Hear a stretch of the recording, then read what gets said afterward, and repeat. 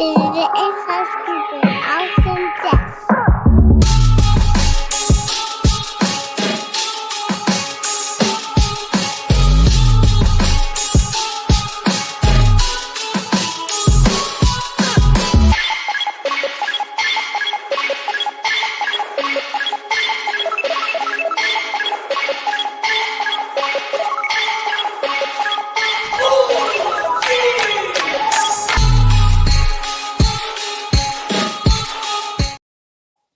Welcome, everybody, to another episode of Inside Scoop with Alex and Jeff.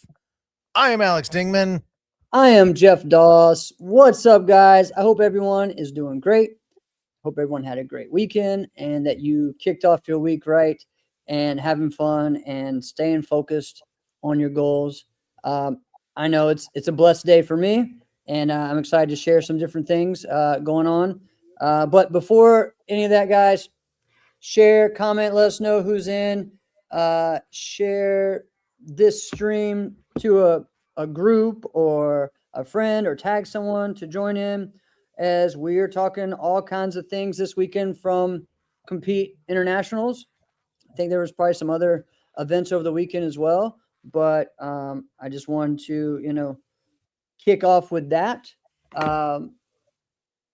For me, it was a big day as Let's talk about I that. want to celebrate. It was our 18-year anniversary of Grand Slam Martial Arts today. So yeah, my school is an adult now. So pretty crazy to even think about. I have an 18-year-old kid in a lot of ways, right? So that is what has happened for me today. And man, I've had snacks and all kinds of things out for all the students and parents and stuff. And so doing all that good stuff today. So definitely a blessing. Thank you, guys. And it's kind of funny. Like I'll share a little bit just about that. If people don't know, yes, I live in a really small town, 1,700 people in the town. Okay. So people are like, when I even decided to open it in this area, people are like, it's not going to work. I really, good job for trying, but you'll be done in a few years, or you're not going to make any money doing this. You're not, that type of thing. Right. Of course, most businesses don't last five years. Right. So, the first dojo we took an old rundown bar that, had been empty for 5 years and turned into a martial arts school. You didn't know? Yeah, a bar, like an old school bar with pool tables, everything like that. The whole place was just yellow. The walls are yellow from nicotine. Yeah, so definitely, we did all the different stuff. Oh yeah, there was rats, dead and alive, all around there. So then it had an attic. Alive. Yeah. That's what we say about that. So that was really one thing. And then our new location here used to be the hardware store. So a lot of, things that we've taken that weren't, that were run down or weren't where they should be. And we took them to a place that we now have community and people and positivity. And so I'm blessed to have this, and to all the things that it has brought me and all the students in the community here. Also the Grand Slam Open. So another exciting thing to bring back as well. So thank you for everyone who is supporting that this year. So want to just give a shout out to that and everything going on with my day on that. Did you have something as well over the weekend before we get into compete talk and everything else going on? Everything I'm doing over the weekend, I'm coaching basketball. I'm running this event. I'm doing that one. I officiated a wedding, over the weekend as well. Oh, yeah. You ever want some wildly entertaining wedding from start to finish? That's the way to do it. Have Alex Dingman be your officiant. Oh, it was pretty fun. You know what? Did you DJ as well? Did you DJ? Well, as well? I did. I had one of my guys did. All right. Okay. Which was also cool. Jason is a fantastic mixer. He doesn't. Okay. Jason needs to button himself up though. Like, Jason, why don't you just tell me you need more gaff tape? Come on, man. We're running a good ship here, man. Don't get sloppy with it. But what was funny is they didn't tell me like during like they were gonna have like a little bit with like the groomsmen and like the ring bearer. And when I asked for the ring bearer to give us, the rings, and he like stands up and like starts to walk away, and I'm like, "Frick's this kid doing? This is why you don't have kids' weddings. What's frick? Where is he going?" And as I'm starting, like I like start to walk towards the kid, and like the best man like steps in front and then starts walking. And I'm like, "What is happening right now? What is going on?" They had like, and I'm like, "This is what this." This is why it's important for everyone to be on the same page. Here, I almost got on the microphone yelling at you people. It was fun. It was a good time. That's funny. That's funny. So several things before we get into compete. I put a post out today, just the most positive things you saw over the weekend. And I want to share some of those as well. Some have to do with compete internationals. Some have to do with just, of course, the Olympics and, USA winning the hockey gold medal.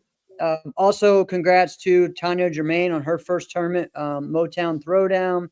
That was an MSKC event.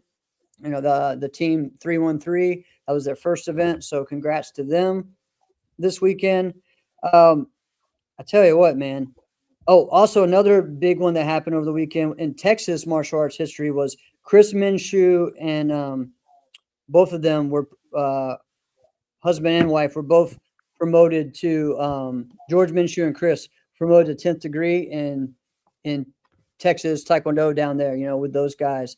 And so they've been around for years, both, putting on big tournaments, but also world championships in NBL and other circuits, all those guys down there. So that was a big one.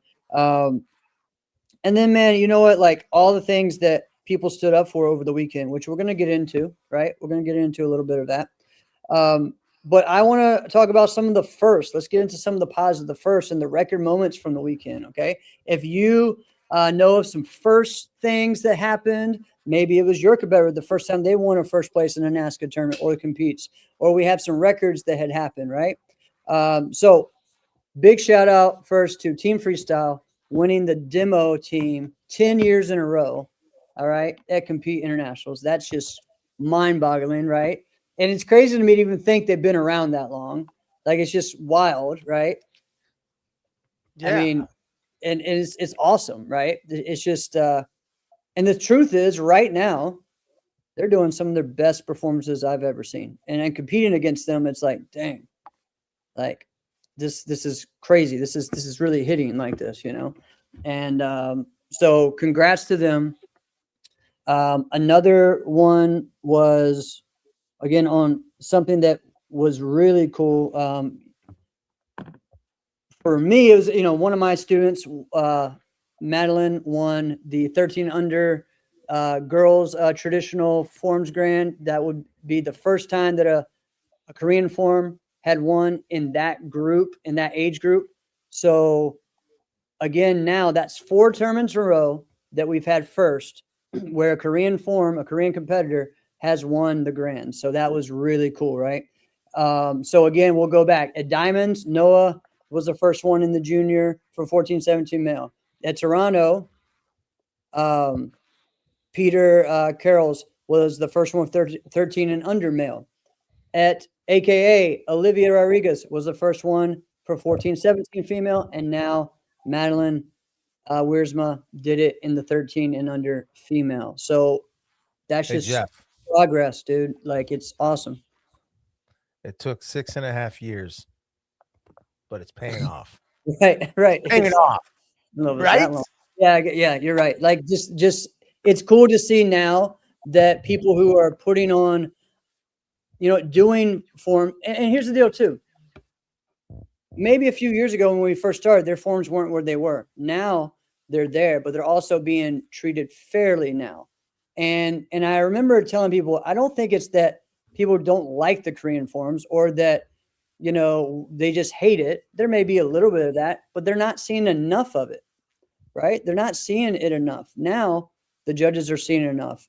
they're seeing the progress. They're seeing, okay, wow, this is really, the next level. And so, yeah, she killed. This is her first time doing OG as well. And so she has been one of those ones from the beginning who has wanted that and has been that close so many times. So pretty awesome. That's a good point, saying that now Yeah, they're seeing it more often. You're right in that. I'm talking about the juniors because that hasn't been a thing. But yeah, and congrats to Mitchell as well. I was going to get to that. Mitchell won 4 of the 5 divisions. All right, Mitchell Street won 4 of the 5 divisions and won the traditional grand. So congrats as well to Mitchell Street. That was crazy. Well, if you think about it, Jeff, when you're saying like now that the judges have seen it more often, I think that does matter. Like I don't think that there's a judge or even competitor that didn't know what unsu looked like. Right. You see what I mean? Like I've never practiced Japanese forms ever. And there was a time where I could just do unsu because I've seen it so many times, right? Or super empre, right? You name it. Now, I'm not gonna make it look great like what some of the other Japanese and Okinawan competitors would do, but like I know it. So that's a great point that now, all right, Ulji was just Jeff Doss's form. Right. That's what it was for a very extended period of time. Now we have other people doing it. And now we have more than just Gaebaek, Choreo, and Jeff's Ulji. That's kind of what it was. It was Gaebaek, Choreo, and then Jeff would do Ulji. Right. Well, and those forms were the ones that won, but there still are people doing other ones and winning Korean Challenge with other forms. So, yeah. So we're getting there, Well, wait a minute now. Look, did you see this? Yeah. Justin maybe has the coolest comment I've heard. Yeah. You like this shirt, by the way? Isn't this awesome? Yeah, that is cool. Hold on.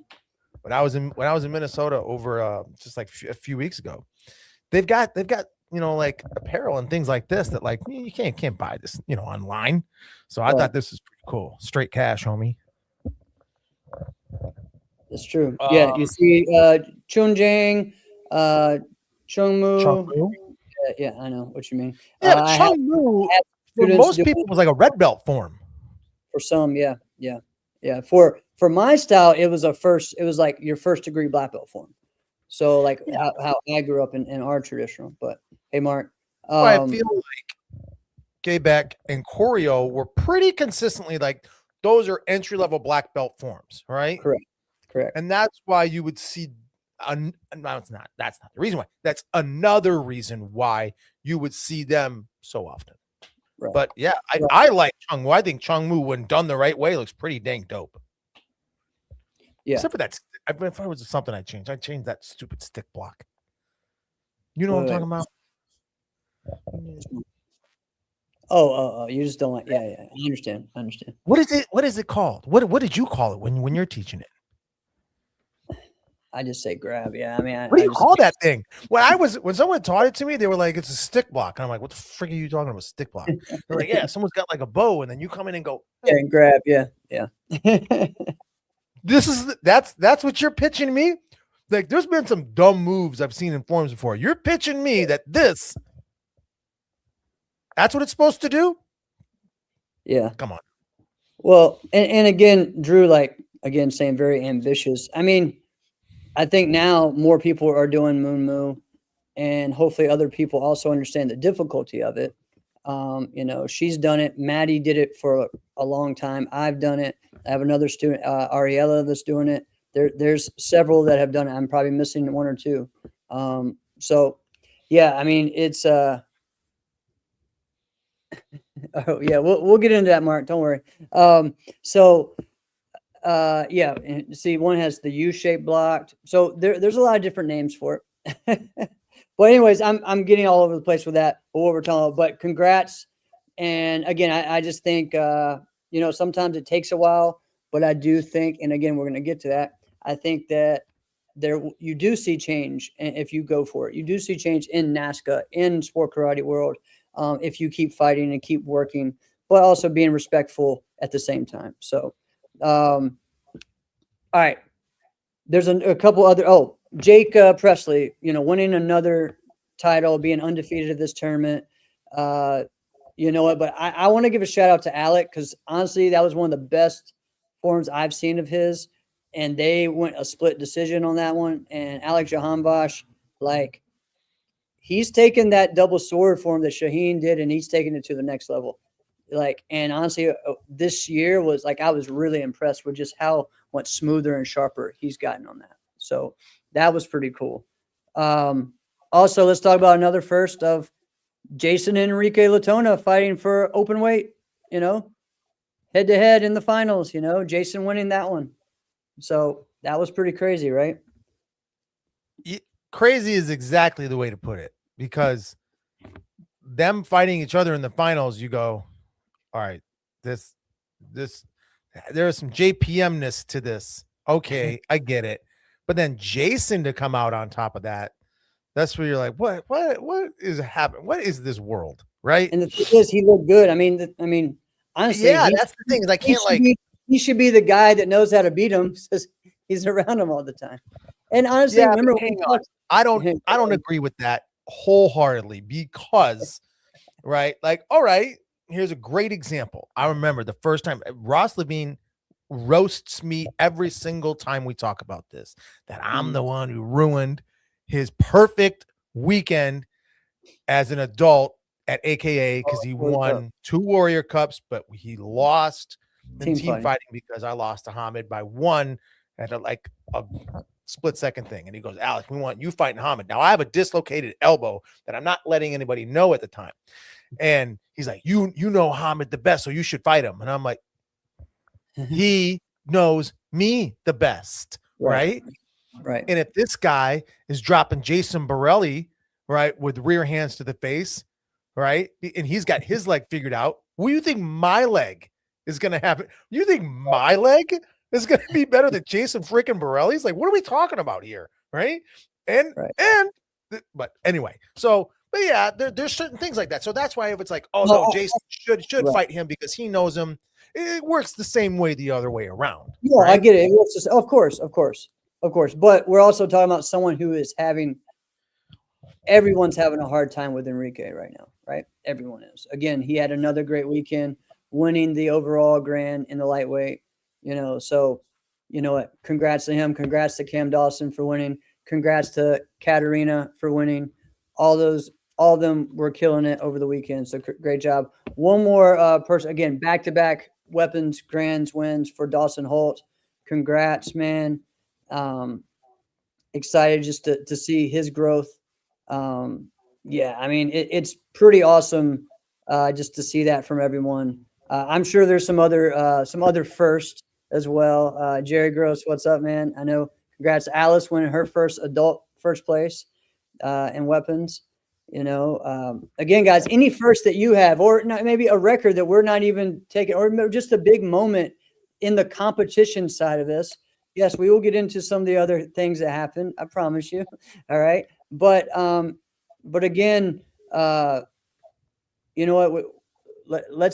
I do want to give a shout out to Compete, because you know what I think they do probably the better than almost any other tournament is highlight the former champions, right? And I want to give a shout out to that, because that is huge. You know what? Yes, LA is a great area where a lot of them live now, right?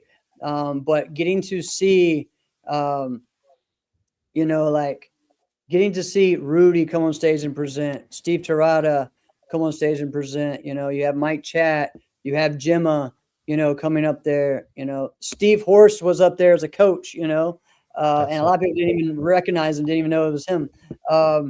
You get pictures with the guy. Right. There were so many different people there. And one of the cool posts that Compete put out today was all the different past champions and winners that were there. Like a Ray Wizard, that was there. Raymond, all those guys that have been there at that tournament. There's some other ones that I probably Mackenzie Emery. Marcel was out there. He showed up this weekend. So I feel like that is something. Yes, it was cool for the past competitors, but also the current competitors too, to be there. And I know some of the ones that really took the time to go over there and be around them, right? And ask them questions, and maybe some people spent the weekend before there, or the week after, and training and doing extra lessons with those guys. And I think that's awesome. But it's very important that we honor the legends. Yeah, Trey. Yep. We're getting into it, Trey. But it's our show, so you know what? We can do what we want. So, well, yes. Let's stay on that topic, and I've got a couple other things I'd love to talk about, but I'll let you guide us. When we are in the building, whether it's a ballroom or whatever the vicinity is where our competition is, there is work. We can't go from one side of the room to the other, even if we just wanted to just go. I'm going to beeline it straight. You're going to end up having minimum 3 conversations before you get to the other side. So since we're always doing that, when we have those past champions there, it should be like, hey, let me get a picture with you. Hey, let me get a picture with you. And it shouldn't be like big head elevated. It should just be like, this isn't about me as much as it is about the continuation of our sport and activity, because that there isn't that. If it's just like what's the here and now, then it is a sport that's just for kids. And that's what we have to realize. Like, the reason why kids baseball and soccer and flag football and basketball, the reason why those things are big is because when they're done with that activity, they can go home and watch this thing and go, oh my gosh, that's so cool. I'm going to do that when I go play. If there's none of that, then it doesn't really mean anything. It's just a fun game to play. And then as soon as I'm done playing it, I'm going to go do whatever else. The problem is with our sport is that's exactly what it's been. It's just been about whatever they're done, whatever they're doing, and then out of sight, out of mind, moving on. And that's another reason. There's never just one reason. That's another reason why once they're teenagers getting ready to leave high school, or maybe getting ready to decide, I don't know, do I want to do this thing? Do I maybe want to go deeper into cheerleading? Do I maybe want to go deeper into football? I can't do both. I'm going to just choose this other thing. And then martial arts loses. So, but I'm so glad to see that so many of the past guys were there, because it should be like that. Yeah, I agree. I saw some pictures of Tyler and Riker Weaver there with Raptor. And, so definitely really cool to see those guys out there. Right. I mean, again, there's some other people that had some great weekends and maybe some first time overall wins. If you guys know them, shout them out as well. I know like Cody Molina had a big weekend. Michael Molina, those guys did. I know the young girl, maybe Joey, you can remember her name. I think you're one of the judges for her in the division. She won her first like traditional overall and overall weapons title. So that was awesome. Boom. There we go. Yep. Ibby's first grand championship in his second term as adult. That's a big one as well. Ibrahim Kadir, awesome for him being up on that stage, doing it big time. So pretty cool, man. I mean, and so many, I just think overall there was a lot of positives about this event, but we are going to get into the elephant in the room, of course that, right? But I just feel like every year there's something that kind of looms over this event, which I hate the past couple of years. But can I talk about the positive before we get into that? Because it's not going to be positive as soon as we get into that. Because I want to talk about, we were talking about like the JPM thing, like how well they did Jason versus Enrique in the final. Like that's great. Hey, stop it for a second for people, because I'm getting pissed off. You obviously don't watch our show. Dion and Trey. Okay? You obviously don't. Go ahead. I just read what they said. Yeah. All right. Cool. All right. Well, I'm not worried. All right. You have more. I'm usually the hothead. But I was thinking about this. I'm gonna switch brains for a moment. All right. So I was thinking about this, and as I'm watching Enrique fighting, and I'm thinking, now let's just think about this for a moment, Jeff. Is he, as a fighter, just take Enrique Latona, was he think he's better than he was when he was with Damien's team? D3, like Diamond G3? Well, he's been more successful. I mean, But you've seen the fighting. yeah. That's what I'm saying. The fighting is the fighting any better than when he was on Diamond G3? I don't think so. Fact, I actually think the fighting may have been better. I mean, it looked like maybe he was trying to prove something more when he was on Diamond G3, right? When he was on top 10, and then he went to Diamond G3. I thought, all right, he stepped it up big time on Diamond G3, right? Because I was very critical. Right, that right? year, yeah, you're right. He did make. Did fall. I think he continued what he started there, if you want to say that. Yeah, the momentum kept going. Yeah. Man, this JPM uniform he's getting all these calls, man. I'm watching some of these things and I am like, no, that's not a shot. It happens, man. It's just, and I don't think anybody is consciously doing it. I don't think anybody consciously goes, I mean, you got to get it to him. It's JPM uniform. I don't think that happens at all. If those things happen, it is subconscious. I don't think anybody actively thinks I'm going to do that, but man, does that thing happen. Right. And I'm looking at it and I'm like, that was iffy at best. And it was like, everyone. I'm like, come on, man. Right. So I'm just like, wow, that was interesting. He's getting a lot of calls. So then that's why I was just thinking to myself, like, is he that much better? I don't think he's any better. I'm not saying he's not great. I think he's fantastic. I think he's gotten better. I think he's not any better would mean that he hasn't grown or improved. I think. Yeah, that's good. I shouldn't say 2 years. I mean, I think that's kind of a silly thing to say when you've consistently beaten someone who used to beat you consistently. I mean, yeah, I would say that's obviously what I'm talking about. I'm talking about him and Bailey. So then I also thought about the Bailey thing, and I'm like, is Bailey getting the opposite calls? Is it a subconscious of like, we'd rather see you in purple and gold? I don't know. Right? I don't know. I don't know for sure. I can't say that I sat and watched every single thing on that, so I'm not sure. But yeah, something to speculate. I'm just something that popped in my mind that I'm like, this would be something interesting. And I can't believe you didn't bring this up. I can't believe you didn't bring up Jack Felton. Oh, what? Oh, about him fighting, him and Bailey fighting? Yeah. He was fair fighting, right? Yeah.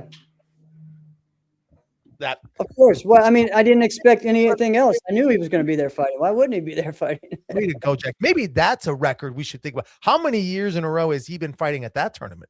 That's true. That's a record we should maybe look at right now. Does he have the longest active streak at Compete Internationals?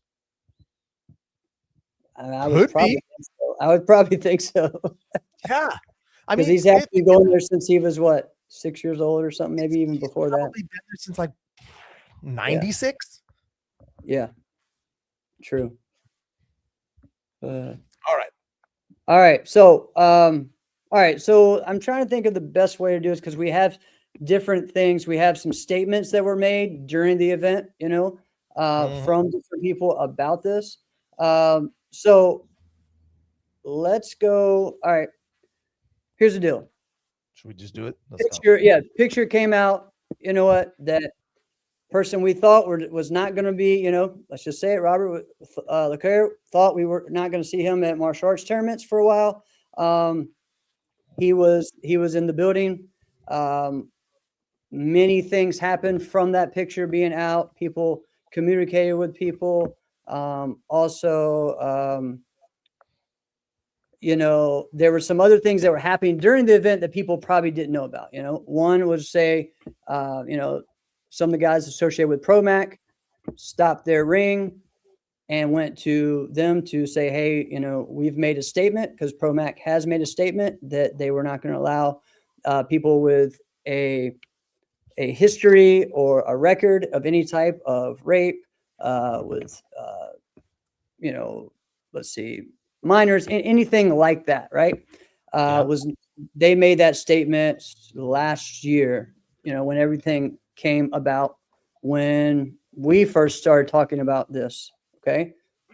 So for you to know, yes, we've talked about this plenty of times. And they talked about, yes, he did. They have opened another school in Florida. So We don't know. But they went. I'm sorry. They went to the promoters or the other area and just said, "Hey, we're not going to continue judging, and we will probably have some people that will come with us. You know what? If something isn't dealt with, if you're not removed." So that was what had happened, and they didn't return back to their seats to judge until that was handled. So that's what happened there. He was not allowed back in, I believe, on Saturday, or even in the evening that night, the second part, once people had found out what had happened, right? Or that he was still there. Again, people are wondering how this has happened. You know, again, I don't know everything, right? I know how people feel, and where was this at? In California? Yeah. It was at Compete. Yeah. And so, I think he's asking where in Florida. I don't really remember. Yeah. We don't even know. We just, you know how the thing works. You hear through the grapevine, man. And so immediately while this was happening there, of course, the tournament's going on. There's people, sharing everything about that. And then, like Maggie Messina, who has put a lot of money into the sport, into NASCA, she, makes some posts, is talking to people. Her and Alex put a couple of videos out talking about this. She says that she is no longer going to support, NASCA from this.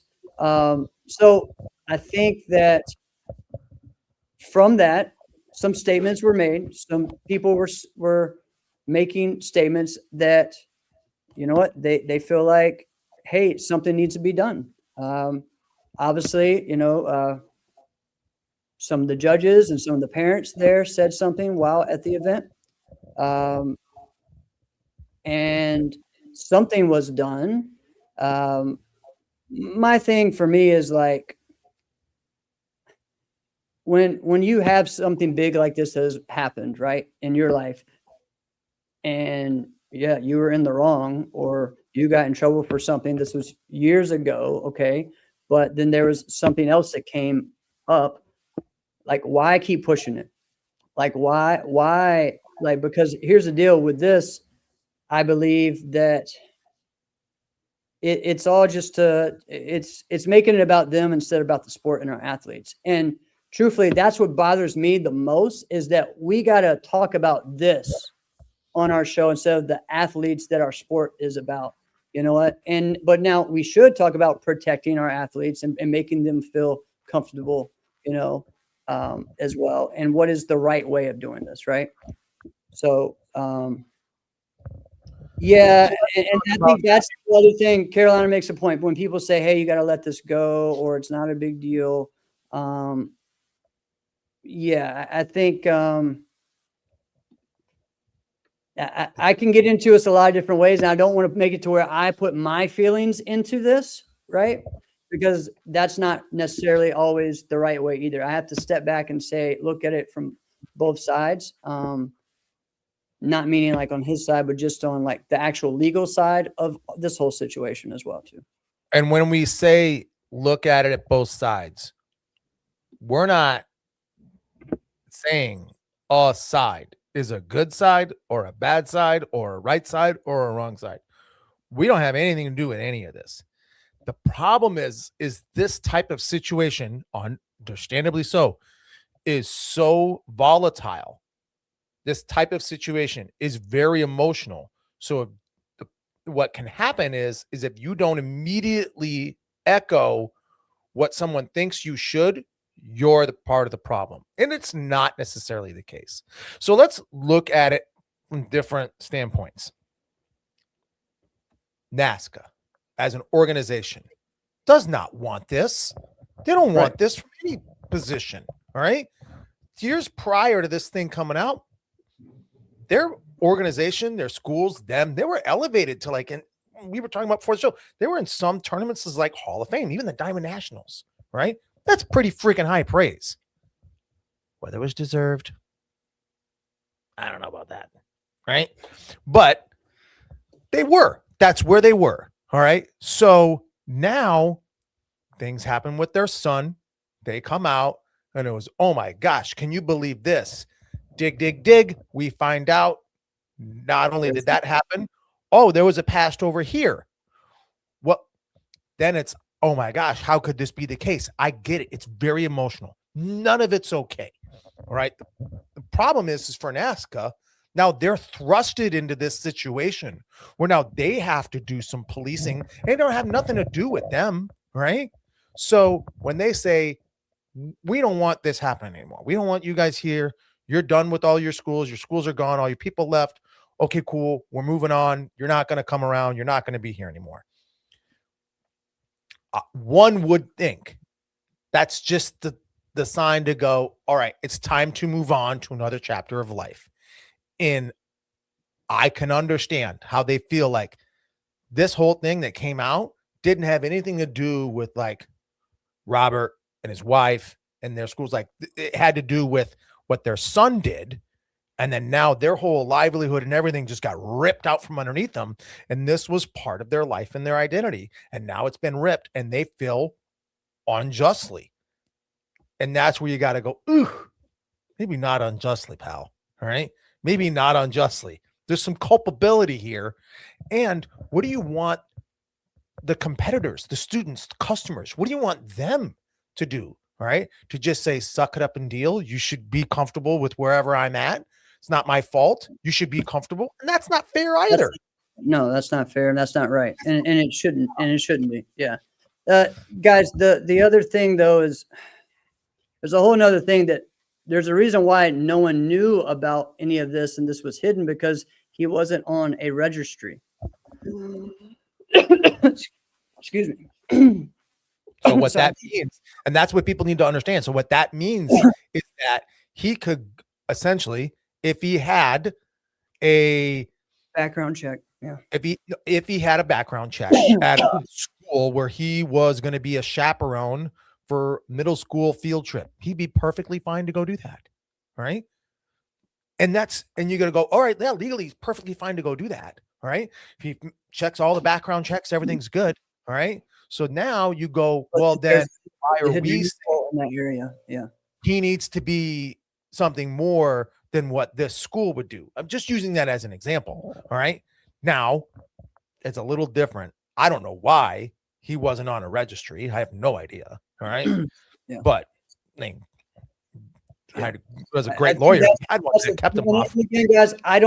Again, we're speaking about something. We don't know all the details. Yeah. So, who knows? We could all be putting ourselves in wrong spots. But I mean, here's the deal. We are speaking out about this and talking about it. When I saw that, yeah, of course, I got pissed as well. There are people that are choosing what tournaments to go to based on if they are going or not. And not meaning just him. They don't expect him to be there, but even just, the family, even, because of issues between that. Right. Yeah, I don't know. Well, yeah, exactly. Because, let's be honest. Yeah, there you go, Sue. So the registry didn't exist at that time. So that's a good point. I think you're in the New York area, so you know that part.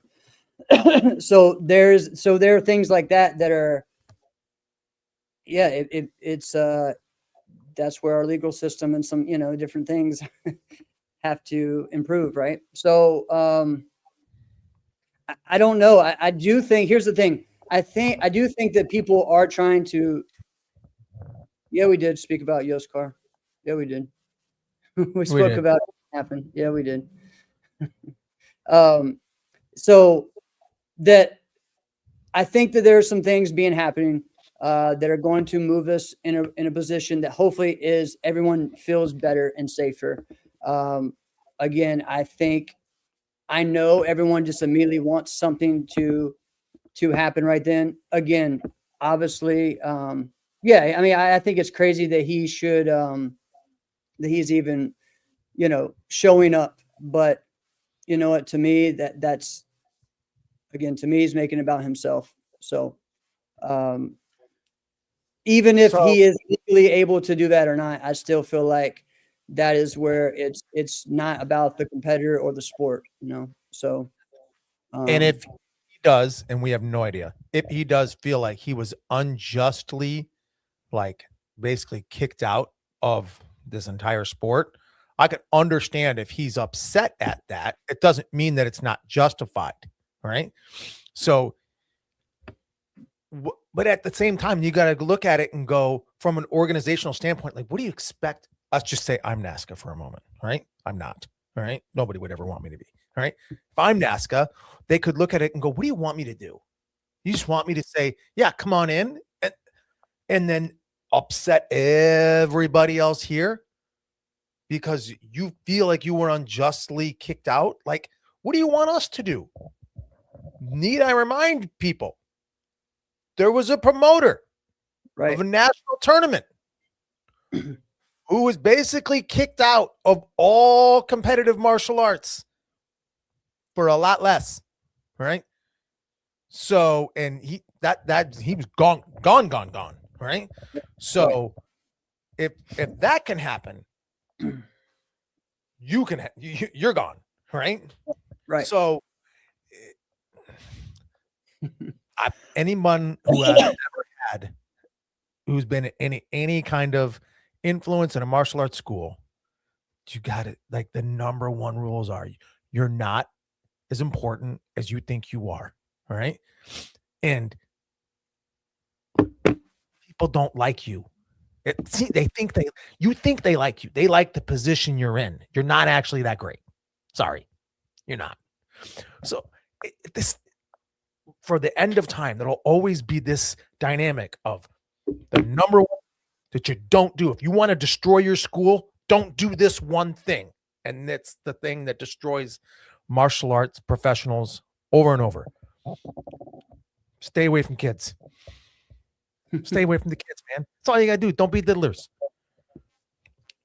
So I don't know. Did anybody else have any interactions? Did anybody else like have conversations? Did anybody else have feelings one way or the other? If you guys were there, I mean, we're just really the voice of the people here. All right. And so I don't know what the right answer is to do, but I think the right answer, a good answer could be to just pull them aside, level, and go, this, you got to know this can't continue. All right. So if you think like it's going to be you or everybody else, you're going to be the one to fall. It's not, you're not going to win this. Right.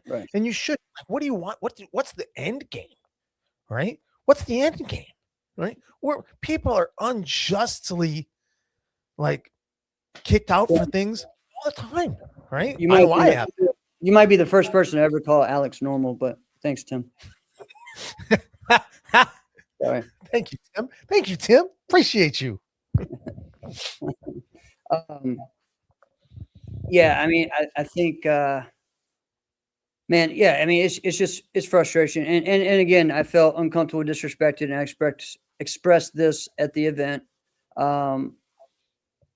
My thing too is it's just going back to what happened last year and what had happened. Actually, this whole situation has been going on for many years to girls in that school, with the son, right? And also another instructor there. So it's not just, yes, a 14-year-old and a 23-year-old and different ones that had happened years ago, but also like what has happened to many of the people that are still competing now that were a part of that. Right. So that where this all kind of came out from that situation. So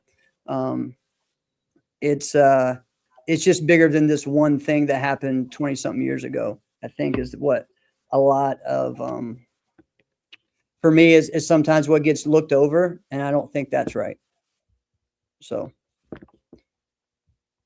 because there's a lot of young girls that were hurt recently, as well. So yeah, it's just an ongoing thing. So we got to remember, and again, this isn't just the one school. There's other programs that have happened. We talk about Yoskar, that that's a crazy thing, and we haven't really heard much about what has happened since then. There's so many situations with this. Again, McDojo Life has done a lot with this situation of posting about that. And so, you know, like, again, I feel hopefully some people are moving things forward in the best way we can. And again, what we need to do, we gotta exactly, and still being hurt. The other thing though is like we gotta keep our eyes open. We gotta do better as just martial artists, instructors, competitors, judges, parents, everybody do it like our job. It's not pointing one thing at another, like, oh, this is your fault. No, it's like we all as a community just have to be a team and be there for each other. And if something, I mean, and again, it doesn't always have to be just in this situation. It could be, hey, you're being a little rough to your son right there. You know, you're being too hard on this. You know, there's some things going on there that are going on. Because I mean, I grew up and I remember seeing some parents, you know, like beating their kids that were in my division, you know what I mean? If they didn't get what they wanted, you know, or if they messed up, you know. So there's just so many things and types of abuse that are going on. So yes, we want a safe one. You're right, Lisa. So having boundaries and checks and balances in place are vitally important. But I mean, there's been martial arts schools who have been sued when the actual nothing happened at their school. Nothing, there was no fault from the owner. Nothing happened there. It was just two people met inside the school. They took it somewhere else, happened somewhere else with something. There's no way anyone could know. And then now, after the fact, they go after this guy. And that stuff happens, right? And so you constantly have to, if there's whistleblowers out there, blow them whistles.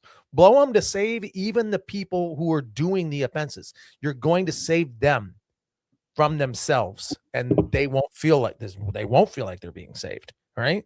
But it's just, and it's never just that. You got to have them for everything. I mean, have you ever had it, Jeff? I'm going to ask you a question. This is a personal one. Has Shelly ever got pissed at you because you talked to a parent of a student and she was like, why are you talking to them a little bit extra? Has that ever happened? Anything like that?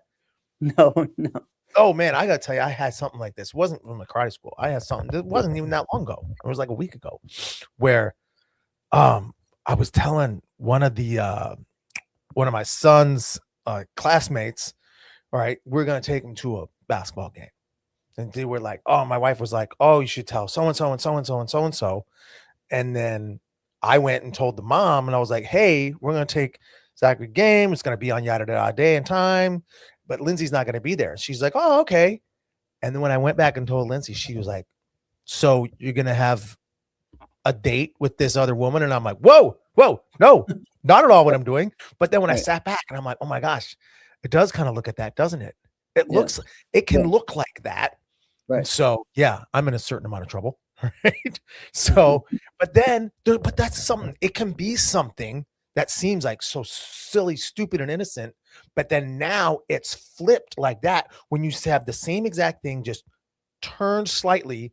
And now you got to look at it from this. You're like, oh my gosh, this is stupid, right? Why did I do that? Right. But imagine if that actually went through. Now it looks like I did do that. Right. Blow these whistles, guys. Blow these whistles. If anybody knows, start looking into this stuff. But it happens at the ground roots. It happens in the schools. Yeah. So now all the comments are rushing through. All right. Love this. Yep. Troy, all I do is spit out inside thoughts. You know me. Right. So, all right. So it's hard to transition. That's the thing, is like the sanctioning rules. What are you going to do? Just say, all right, anybody who has this type of background, they're not allowed. I think that's fair and just. Sure, they shouldn't be. All right. And I think that's fair. But then the problem is you got to execute these things.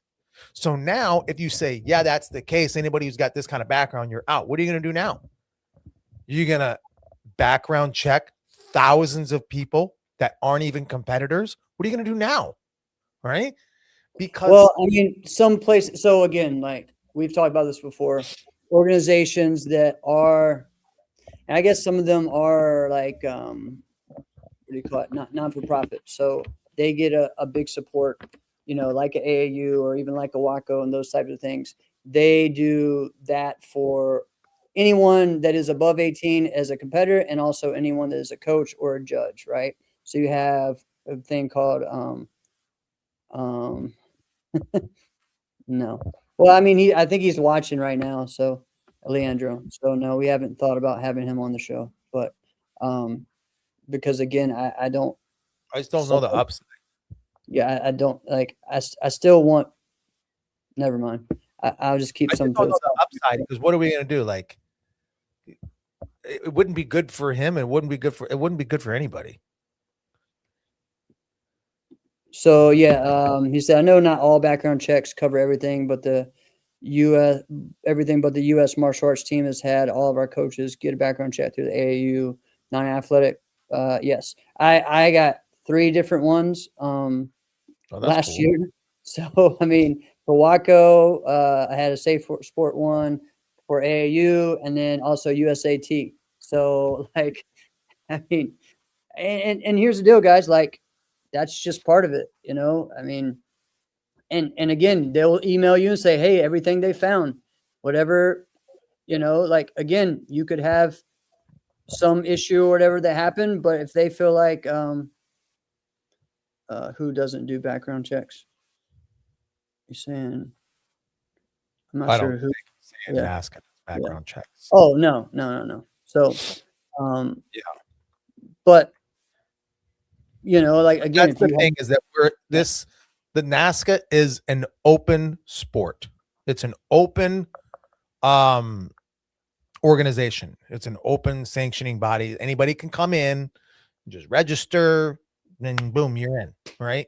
We're not excluding. We're not a closed organization. We're not ATA, which is like you can only be a part of this if you are an ATA student and member. Like, I couldn't just go enter an ATA competition. You can't do that, right? So they can do that and control that a lot easier than something like ProMac or USA Sport Karate. You're saying, Andrew, or NASCA. I mean, the best that we can do in those open, sanctioning bodies is just to say, if we see anything like this, if we hear anything like this, we're going to address it immediately and aggressively. It's just the best they can do. All right. Now, once we get to this point and they're like, and the person is going, I'm going to do whatever the heck I want. Now it's like, what? Come on now, man. Why you put us all in this position? Now we got to enforce this because of what? For what? What are you looking to gain? That's where, that's where I think we also have to keep our eyes out too, because they're doing something to stir things up for a reason. So, we're talking about the background check. There was something else I was going to share about on that. Noreen talked about just from the AU, but again, in that situation, I think that was after the fact. I'm not really sure. Oh no, this is where it is. All right. Agreed. I did hear that this weekend too, because it was open sport. Doesn't mean you can't ban people. Exactly. Like, I don't understand that. And this is where we go back to, honestly, if background checks or things like that will be a part of being a member of NASCA, then we should do it. And you know what? Like, nothing wrong with that. There should be something apart. Like, again, I'm okay saying that everyone that comes to a NASCA tournament has to be a NASCA member, because here's the deal: every other organization has to do that. You know what? AAU, WACO, all of them. You can't go unless you're a member, and then part of their thing is doing those checks, right? Yeah, and I think that's NASCA's always presented itself in the sense of like, there's something for everyone here. Everyone can come here and feel welcomed and can participate. There's different levels now. There's A, there's AA, yada. So everyone can come here and feel like they have a good tournament experience. And so making it like, no, we're closed. You have to be an ASCA member. Otherwise you cannot compete. Right. On its face goes, that's against kind of what they've kind of built themselves around. Maybe it is time to pivot. Maybe it is time to pivot and go, we're letting too many, boxes in in the hen house. We need to know exactly who's going to be at all of our events. And that's okay to do. I am actually at this point, I'm okay with it too. Because I think once we got on to like everybody has to be like either a Mat Action or Uventex member, right? In order to register for this event, there is no more like, it's just kind of for anybody. Like you're not showing up to any of these events anymore unless like you really know, right? Those ones are really only for like the semi-local competitors that are like red belts. You know what I mean? Other than that, like how many of those are really there? AAU does it for adult competitors too, because for AAU Taekwondo and I had to do it for that. Not even just if I was signed up to be a coach or an adult, you have to they do a background check. So it's not just the coaches and the judges, it's also adult athletes as well. Same thing with WKF as well. So when I was going to be helping put on a USA NKF tournament, that was something that was a part of that as well. Everyone that was even volunteers had to pay for that. So I know that's a lot, Yeah. And then that's a tricky part too, because every tournament can always use twice the amount of volunteers that they really have. Right. And so when you're trying to get someone and you're like, man, we're a week out and we need, I agree there too a bit. And that's the thing that that's where I don't get now, where I've been told that isn't the case. And I don't understand that, like I just thought you can refuse entry to anyone in your business or your event. So I don't know where that is not happening or. Well, and that's where you have to look at that and go, all right, let's say just compete. All right. Let's say that one. All right. Who's the head? Is it Compete Internationals or is it NASCA? All right. So who has the final say? Is it Compete Internationals because it's their business, or is it the NASCA because it's their business? Like where does it's easy to go, well, listen, I'm just the tournament. I'm not the organization. Right. The organization has to say that. And your organization could say, listen, we're just over here overseeing everything. It's not our tournament. And I think at that point, someone has to go, we're done. It's over. Right. So maybe this closed circuit is the right thing to do. Being big picture.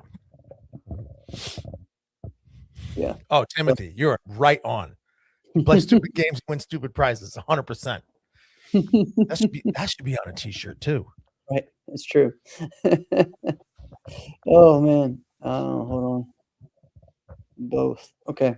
So both what, D? Good that you're chiming in. Good to see you, by the way. That's guys, I've done this plenty of times. Every time if I'm an adult athlete, I get the same thing if I was a coach or not. I'm just telling everyone I've dealt with it. Now, unless they just changed it, okay. But if I was doing it to be a coach or whatever, it was 18 and up. Has to get it. So whatever. Anyways. Yeah, you're right, D. Yep. Promoter and NASCA. Yeah. All right. So transitioning, honestly, guys, we've had a great talk about this. Again, if you want to listen to more, go and look at Alex Reyes's video with Maggie. Maggie also made many different posts as well about this. So I hope that some things come out and some positives come from this week of everyone talking about this and trying and pulling together. So I think that's where, we have to take from the bad and turn something good into this. We're already an hour in. So let's see. Again, one thing we haven't done is talked about our sponsor, and hopefully, I know for them they are going to be one of the events. I feel like there's going to be going the right way, just from knowing them. Now, we will see with that, but I believe so. And they are Ocean State Grand Nationals, April 10th through 12th, in Warwick, Rhode Island.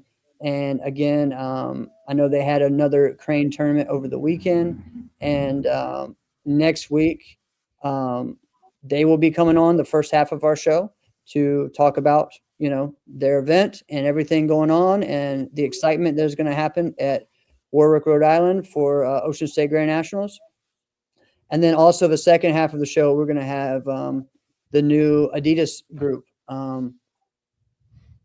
So the Adidas traditional Taekwondo circuit, the heads of that league are going to be coming on and discussing that and how they are going to be a part of, some of these NASCA events and also some of the other, I'm trying to remember the word that they used it, but we'll find, some more things and some other announcements that they're going to have about the league and about how to make their Adidas team.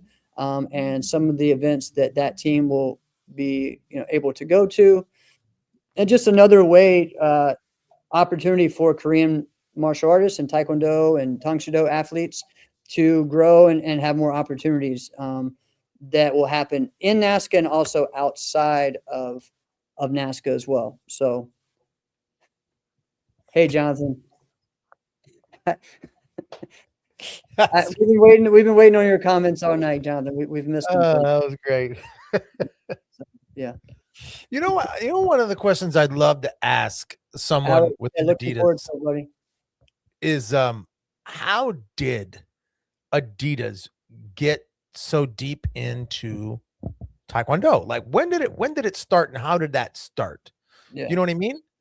I don't know what these guys aren't gonna know. They're not actual parts of it. They're the ones that are. Wouldn't that be interesting? Yeah. It'd be like if we were to say that, Under Armour now is a part of WKF. Like, that'd be a pretty freaking big deal. You know what I mean? Right.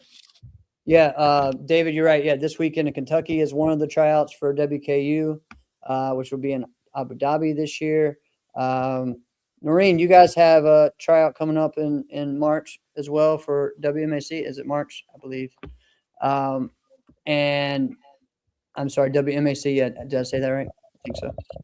And then I know that there are all kinds of ones going up over this weekend.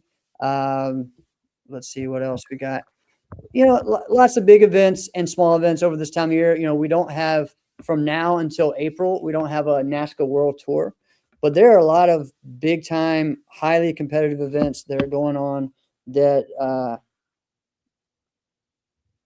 I think I'm trying to remember if there's a big event in Europe around this time. I think there is one in March. I'm trying to remember which one it is though. Because this is tricky, because you got to think about it. The two biggest tournaments that used to be in Europe were Irish Open was number 1, Austrian Classic was number 2, and they were both in the spring. Now nothing. So, but I think there was a change in the schedule. Oh wait, no, isn't Milan? I think Milan moved up. I think they're in the spring now. Yeah, I believe so. Yeah, I know there's a big one coming up. The Hungarian Cup is in spring as well. Here we go. That's the Italian one, is in 3 weeks. That's there we go. That's what I was thinking. There we go. And also, even Century made a big announcement over in Europe as well, that there are going to be some Century featured, like a Waco series of Century events. So, and yeah, man, Marty, he's got his event coming up, Tournament of Champions. Oh, there we go. Dude, again, someone just messaged me and just, they had a crime that they did, and they were banned for 2 years from their sport. It had nothing to do with kids or anything. They were banned for 2 years from their local league. Now, was allowed to come back later on. So there's so many different things that people have done or have, and things that we gotta focus in on all this, right? Again, we're talking about ICO USA. There's so much going on. Thank you guys for shouting out all the different events going on. I know we got some ProMac events. We got Waco. Yep, Hungarians in August now. It got moved way later. So ICO USA. Brett and pushed the wrong one. Starcade. Yeah, Murphy's is coming up as well. There we go. Brett and Sue talking about Adidas gear. And yeah, man, so many events coming up. So lots of fun. And Have so you again, seen the new Adidas fight gear? Is it any good? I haven't. David, what's up, my friend? What's happening, David? Oh man. Politi just said 17 tournaments in the next 18 weeks. Yeah. Yeah. I understand. This is what I've been doing. Why did I stay home and not go to competes? Because I was working on Grand Slam Open stuff and also enjoying being home. So yeah, it's wild. Freedom coming up. That's awesome. It says Brunswick. I thought it was in Jekyll Island, but okay, Brunswick, Georgia. Awesome. You know, some people feel uncomfortable when they go to tournaments and they got to sleep. They got to sleep in this bed. And like, I don't know this bed. You probably feel like that on the weekends in your own house. And you're like, oh, man, I don't even know this bed. What is this bed? Yeah. Sue says that the gear's great. She likes the gear. I mean, I've seen some of it. I've seen I think the headgear. The headgear was all right. The hand pads are like what the hand pads are going to be, right? The foot pads, I don't know if I've seen the newest ones.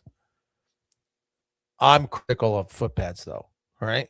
So I was not overly impressed when I saw the last set of Adidas gear that I saw. I was not impressed with the foot pads. Now, their Taekwondo uniforms. That's the best Taekwondo pants you can get is those pants. That's the freaking best. Literally that and no pun intended, best. You know that brand? Best? Yeah, best. Very yeah. good. All right. Those are good. I don't love Taekwondo tops. Like the dough box, like the pullover rubber band. Yeah, right? I know and it comes like all the way up to here. All the way up yeah. to here. Like, what are we doing this for? Just for like ventilation? I'm good. Agreed. Oh man. All right, guys. Send us some foot pads. I'd love to look at these. I will even talk about them on the show. True. I'm easy to find. True. All right, guys. So again, thank you. We're talking about the full event, not just the bad, but also the good, and really bringing on. She hates a V-neck. I still like a V-neck top. I like a bold look V-neck top. If New Tradition was still around, I would probably still wear that. Okay. So yeah. I like my Century pullover tops that I wear. Look at what Joey was just talking about. I know we were talking about Pine Tree. We were literally just talking about this before the show. Belts. This is my Sing Musa belt. That's just freaking awesome. Yo, I actually agree with that middleweight uniform, the old school Pine Tree uniform. Those things were good. Yeah, but really can we pause for a moment and just kind of lean into this for a sec? So I was really looking at this. Remember, Jeff, when you and I were looking at, I think it was like Bluegrass 04. Remember when we were looking at those videos? Yeah, we're gonna get into this, guys. Jeff and I at one point we're gonna talk about this. We're gonna go over that tournament because that tournament was freaking fun. Anyway, and no, we're gonna dive into like that whole year, like 2004, like because one of our favorite episodes was we did a 2-part series on the year 2000. And 2004, yeah. I think we've talked about it a lot with some of our guests. It's one of the last great years. But yeah, dude, that year was so pivotal. What's really funny too is that, Compete put out a lot of video, moving into their event, right? And, they put some videos out from some of the forums of 2004. And Steve Terrell put, man, 2004 was a great year for forms. And I'm like, bro, it was a great year overall. Like, we were just watching this bluegrass video from 2004 that Wally put out, and the fighting in that was so awesome. And then you got to think about the forms. Then you got to think about just that tournament itself that year.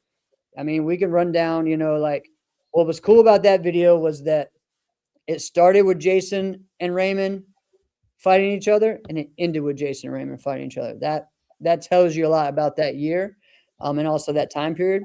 And then you also have, again, today they put out the video of who won the Grand, the Forms Grand, Gabe Renaga, like returning after almost like 9 years, you know, of being on top, or, you know, and winning that Grand Championship. And then we talk about, you know, Anthony Murata winning his weapons Grand Champ. There's so many things that happened that tournament, but also just 2004. So, well, and I can't wait to get into it. It'll probably end up to be a 2-part episode as well. Yeah, but we love watching Nancy on that video too. Maureen. Oh yeah, she was good. Yeah, she had a good tournament. Is when we were watching that. Speaking of the uniforms, you still had some guys wearing just school uniforms, right? Yeah, school uniforms. And then here's one thing that forms. This was just that time when people really were like not tucking in their uniform.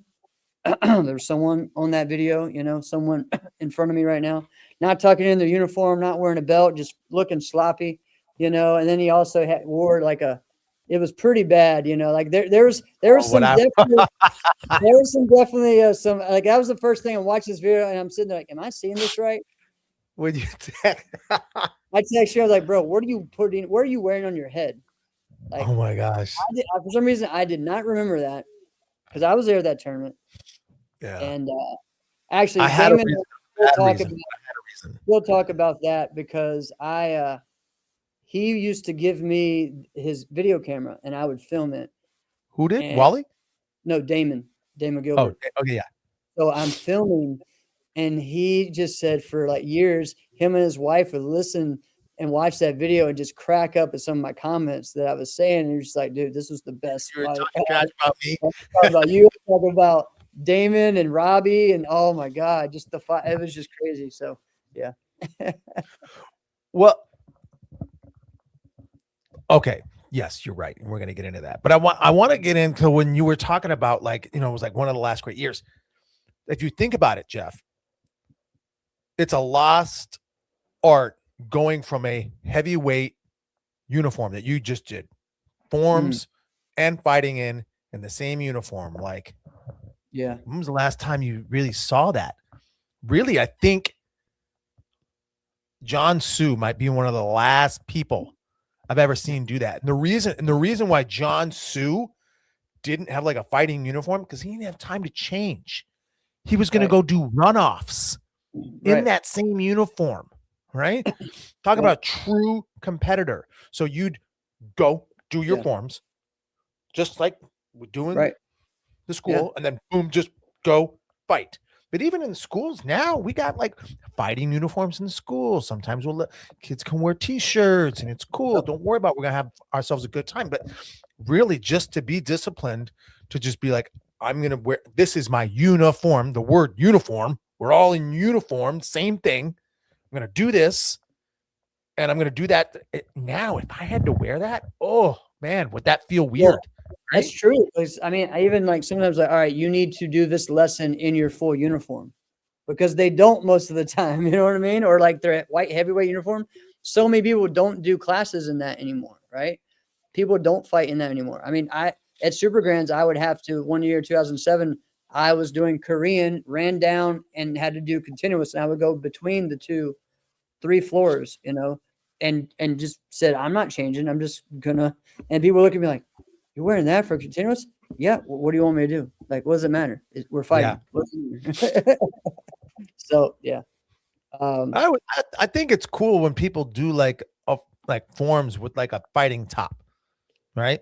Didn't Tim Conkle do that most recently? I feel like he did. Yeah, him and I talked about this, man. And we talked about the other day. so he was one of the first people sponsored by Top 10 and Fighters Inc. And they were trying to sponsor forms people, right? To do that. And he was one of the first ones. Also, the Chases were later on, some other ones.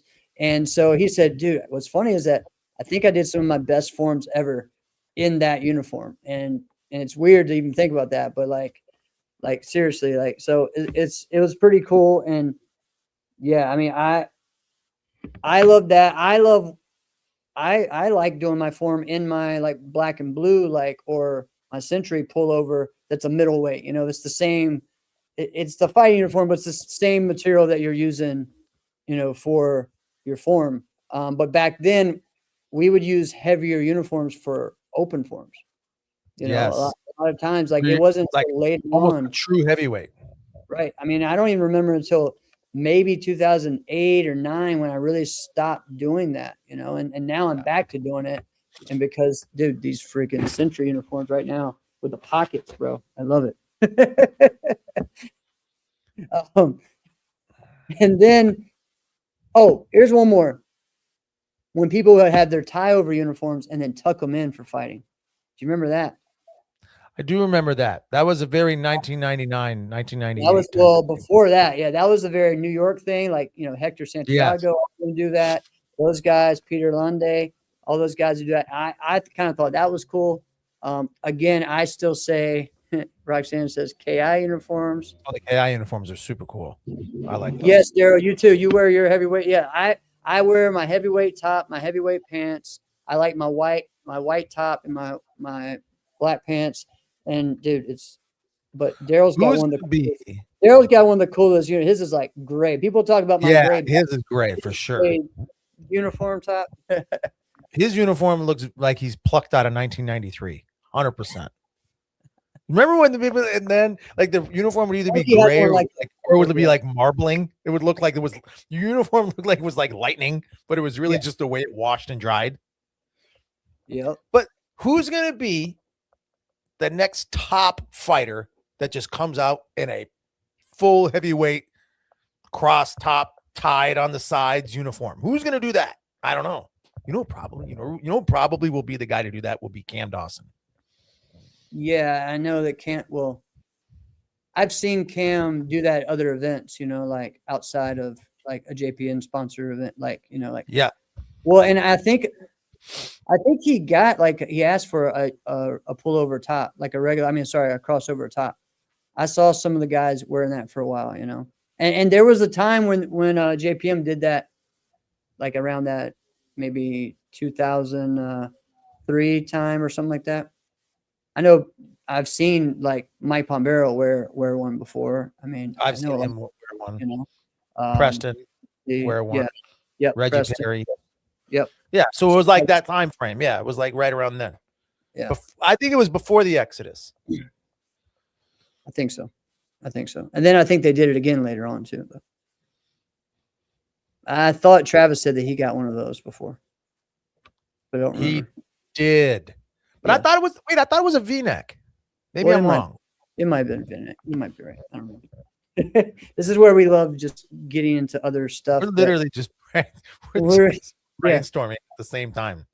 I love it. So I like these. So like we've talked about favorite belts. I like a Tokaido. I think those are awesome. Bear Brand, Pine Tree. I think those are fantastic belts. But uniforms, to do one uniform to do everything in, if you had to, what would you do? No, man. I mean, maybe I think it might be Pine Tree. Yeah. Macho has a pretty good middleweight uniform. They do. I mean, again, I like this honestly, this brushed cotton one that Century has now is like, it's a heavyweight 10 ounce and it pops, and I can spar in it. I can grapple in it. I can do forms in it, everything. So, and it's got pockets. So, I mean, just saying. So do you like your uniform to have pockets? Oh, Drew, I love a Bear Brand belt. Those are great belts. Yes. I that's one of the things I loved most about of those rec suits, because the rec suits had real pockets like that. You put your mouth guard in your pockets, all top 10 ASGs, you know, they ain't got no pockets, right? You're putting that thing in your belt. You know, it's what you're doing with that mouth guard. You're putting that thing in your belt. Then you get out there and you're sweating all over the thing. It's still in your pants when you're sweating over it too. But it's, you know, you got it in your pocket. You feel better. You like those cargo pockets? No. I no. hate those cargo pockets. When I first opened my school, again, 18 years ago, today, Congratulations. Happy birthday. I think Bullock at the time were doing these cargo pants, gi pants, like, and I just said, hey, let me try it, whatever. And honestly, like, I couldn't do it. It was so bad. It was bad. Like, yeah, I'm not doing this again. These look ridiculous. I've seen guys at NK. They were like, "Oh my gosh, those things are so cool." We're like, "Nerd, right? Those things look so nerdy." You're Well, out here. all right, what about the old back pocket that all the Century uniforms used to have back in the day? Right? People geeked out over that back pocket. Dude, like it was I know. like it was remote control. My friend Doug Armstrong, he has like he created like a Velcro thing to put on his uniform to where he created a back pocket for like all of his pants that didn't come with that. He passed because he loved those Century pants, because a lot of times they stopped doing it like that for a while and then they brought them back. Because like the first ones I wore back in the day, when I was competing in NASCA, for like 94, 95, white top, black Century pants, and they were tight. They're pretty tight. And they had that back pocket, dude, and the big Century on the logo on the back. Really like that back pocket. Okay. I have a story about these cargo pockets, right? Those things that Century made, right? Those just nerdy looking pants, right? So there was like, why in the world would you have cargo pockets? One on each leg, right? Like where is all this cargo that you have that you need, that here you put them in your pants while you're teaching a karate class? What could you possibly put in there? Maybe an attendance card, something like this. Listen to this. You could probably find this like on YouTube, right? There's a kid, he's helping someone with like their self-defense, like teaching them how to do like a hip throw. This kid has his car keys in his cargo pocket. He gets thrown. Well, as he goes in the air, the keys fly out. And then when he lands, the keys go directly into the bottom of his foot. The key is lodged into his sole of his foot, just right through, right? And when you watch the video happening like in real time, like you don't notice anything that's happening. And he's in shock and he gets up and he's like, my keys in my foot. He's not even screaming, nothing. And you're like, oh my, you need to go to the ER immediately, right? And it's directly right in the center of his foot. And late in this video, if I can find it, it even shows like the x-ray. Why would you x-ray, right? Right. You could see the keys in there. I don't know, maybe to see if it broke, who knows? But yeah, that's messed up, right? Mouth guard in the back pocket. Everybody put the mouth guard in the back pocket. We all did that. Right. I can't believe people like the back pocket. We're forgetting about these pants that they used to have, okay? Because here's the deal. Do you remember when a lot of these pants were like kind of looked like bell bottoms, and they also had like the string was like crisscross like your shoe, like right in the front. Do you remember that? With it wasn't even like a drawstring, like traditional drawstring. No, it was a drawstring in front with the elastic band. That was what I grew up on, and I was like, what are these? They're literally stylish pants. If you were in the 70s, you'd be like, this is the most ridiculous looking thing ever, right? And I had drawstrings. I think I actually had a pair of those pants, but I like the opposite. I like a taper, man. I want it to taper right at the ankle. Good Taekwondo pants, right? Oh yeah, for the Adidas. Also, I thought those things are the best. Even when I would do open or creative or extreme forms, I would use like a pine tree top, and I'd take a best pants because they wouldn't have the big Adidas symbol on the front of the leg, right. And I would just get those pants, and that's what I would compete in because those things felt amazing. See, Roxanne, after work. which was karate. I mean, Well, Drew's right. There did used to be a top that was like, it was almost like a crop top. What was that? that was a 90s thing, bro. That was like Atomics and, like I said, Full Contact. Those guys that had those, yeah, that was definitely a thing. But was that even a tie? Something makes me feel like that was a Velcro, which wouldn't have made any sense. I never wore one. I don't know, bro. But it was like a 3/4 sleeve. It was literally a crop. It did not even get to like where the belt is. It was so nutty, right? Did you ever have one of those? Did you ever put one on? I don't think so. Yeah, Joey said Mask could rock those. Dream. Yeah. Yeah. I don't think so. I don't think I did. Yeah, Tony said 80s. Michelle Mouse Cresno rocked no top. That's what she rocked. Yeah, made them from the 70s on. Those are big here in Kansas. They were Velcro. Okay, he's right. Yeah, they were Velcro. Okay, so I'm not crazy. All right, so they were.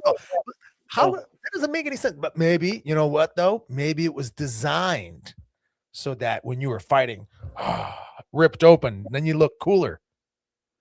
Well, that was a big thing. Remember, like the tearaway pants and everything like that. You know, like, yeah, I think they created some of those like that. Oh, but even fighters would do that. Oh gosh, I knew guys that would cut the strings right off of their uniform altogether, so that when they were fighting, it would just fly open, and you just see the chest hairs just dangling out there. Bro, right? Yes, and I know just the people that do that, still do that, and they did that with their karate uniforms, and they'd have it just wide open, and then they would do that with their regular button-down shirts or whatever, and walk around like, what are you doing? But like, no. Kicking jeans, yes, were made back then. Dude, we were having so much fun with this talk. I'm glad that we're having a little fun. Did you ever have a pair of kicking jeans? That wasn't that like when I was coming up. That wasn't like a thing, and then they brought them back, right? And do you remember who the guys that was in the kicking jean ad? It was Chuck. Well, yeah, but later on, and like when they brought him back, like 10 years ago, Cass Sigmund. Cass had some of this kicking jeans, dude. Yeah, he went to and did like a photo shoot for that. I think Cass Sigmund was in a kicking jeans ad. I think he wore a kicking jeans ad. Yeah, so pretty funny. There was someone. Oh, I know it was the cargo pant thing. Like you still see that in the martial arts world because it's a big thing in like Krav Maga circles, right? Because of it being the best way for you to get to your knife. Okay, if someone is on top of you, and especially in like a mountain position, you're not necessarily going to be able to get your knife from the pocket because their leg is over top of you, so you can pull your knife from the cargo pants. So that is a big thing. Why? Like it's kind of funny. You see a lot of these guys walk around the cargo pants still, and that's one of the main reasons why. But there are also the people that dress like science teachers, you know the ones I'm talking about. Like in the summertime, they got those sandals that basically look like, hiking boots, but they're still sandals. Yeah. They got the pants that you look at it and you're like, I feel like you wear those to go fishing and out on a Saturday night at the same time. Right. Correct. And you're like, I feel like you only shop at Eddie Bauer or LL Bean, That was a good Eddie Bauer or LL Bean. That's pretty much it. Everyone, any like social studies teacher or science teacher you've ever had, that's where they get their stuff. And you know what? You know the kind I'm talking about, the ones that got the plaid button up and the vest. They got the vest. Oh, this is classic. This is great. All right. Watch that be a little segment that AI selects for us. Well, yeah, okay. Well, of course, we're talking about wetting the hair. That's a whole another thing. But that started way before that, Albedo. That was like, and I can't even. I mean, that was a big thing, like Carmichael Simon, John Belair. But it happened even before that because they made it look cool. But people did before that because like Chris Casamassa used to do it, Mike Bernardo used to do it, Stephen Ho used to. All those guys used to do it years before. So yeah, that was a big thing. And they Bernardo got. actually might have made it look the best. Now that I think about it, Yeah, I think so. I mean, One more thing. John So and Carmichael had the most success, so we think that they were the best. It actually might have been Bernardo.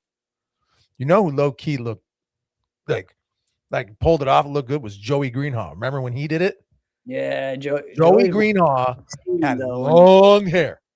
Yeah, that was insane. So a video I watched today. Yeah, you're right. Ernie did it as well back in the day in some demos. A video I watched today. So I'm teaching my nephew how to do like the bow right now, and showing him how to do. Because again, we're in the Virginia area. We've grew up doing more. It's still, when we say traditional bow in our area, traditional bow means you're doing, sushi no kan or something like that, right? So trying to explain, no, this is going to be, thanks, David. This is going to be like, all right, think fast bow, but without flips, right? So who are some of the people that, if I'm trying to show them an example, again, there's some people in this world right now that would be great. But I said, hey, this is old school. And my nephew at 10 goes, that's fine. Old school is the best. I was like, yes, you're definitely related to me. Wow. And so think of some videos or some bow forms that I would probably show them. Gary Waugh. Boom. How'd you get it? Oh, Gary yes. Waugh. Gary Waugh was the one I showed him. All right. Showed him first was Gary Waugh. And later I'll show him Casey, and I'll show him, well, I think my brother already showed him Casey. And then Wayne Douglas, Daryl, I like that. Wayne was so fast that it would probably be hard for him to see what's happening. And of course, I'll show Mike Bernardo as well. But to me, man, there's nothing like Gary Waugh, because, and the thing is too, like Gary and Mike, and even Casey, some of her earlier stuff was what traditional weapons is now, right? So like to show them what Gary was, and guys, literally everyone go out and watch Gary Waugh right now. The fastness, the speed, the power. Bernadette's a great one too, Brett. But the power that he had, the intensity, everything, to me, like, I'd put that up there right now with, I would love to see him versus like a Jake Presley in that division right now. That'd be cool. That would be cool, right? And another person I would think, like, if I was in that position, like, I got to show him someone like that. I'd show him probably Lauren Carney. Yeah. And that's like Casey's, yes, more accomplished. I would say Casey's better, right? Sure. But sometimes he's the one who taught her, right? Yes, but sometimes Casey is so dynamic, and so intense that sometimes, like, if I have to show this to a student, like, here, do this, they could get caught up in the performance in the show, and they might miss what's happening with the actual technique and performance. Right. And I think Lauren, you may not get that as much, right? Right. Yeah, it's true. You're right. And I think, even I don't think Ross Levine ever did traditional. Ross Levine was traditional. Yeah, he won. What would you quantify that as? Yeah, he won. He won a lot of traditional weapons, and then also, Ross Levine was probably one of the most successful traditional weapons like coaches too for a long time. Like, he taught a lot of different people with traditional weapons in their form. So, I guess maybe I would just look at that as creative weapons. Yeah, but you're missing the point. He did both divisions, Alex. You're thinking about just his one that he did all the neck rolls. Yes, that was his. Yeah, you're right. He also did traditional as well. Okay. See how quickly I could admit that I was wrong there. See how much am I growing in that? With traditional bow. Yeah. So I think he's only lost. Actually, only like the last time he lost a division, a traditional weapons, a traditional bow division, was when he was a junior. Joey. Jake. Yeah. Now last year was one of the first times he had lost the traditional weapons grands, and that was to Dawson. Dawson finally beat him at AKA last year. So yeah, I mean, I think it was the only one time he's ever lost in the final. So crazy. I mean, Ryan Gosling. Yeah. Oh man. Anyways, Pretty good. all right, guys. This has been a great episode. We've had some fun. We've talked about some highs, some lows. We've talked about moving forward. We've talked about, like what are some things we can do? What are some things that we can actually do, like, and what we should do? And guys, just stay together and let's just keep pushing our sport forward. All right. Next week we're going to be talking about Ocean State Grand Nationals with a group that is doing that, and then also talking about the Adidas Taekwondo League. So we're going to be this is a great time to ask questions. This is going to be a great time to just hear about two great events and people moving the sport forward. And we're excited to partner and work with them. So Insiders were fantastic this week. Love all the comments. That really, I mean, this was fun. I feel like we were all together, chatting together. Do it again next week when we have the promoters on too, because we're going to talk about OSGN. This is going to be a great one. Yep. All right. This has been another episode of Inside Scoop with Alex and Jeff. I'm Alex Dingman. I'm Jeff Doss. See you next week.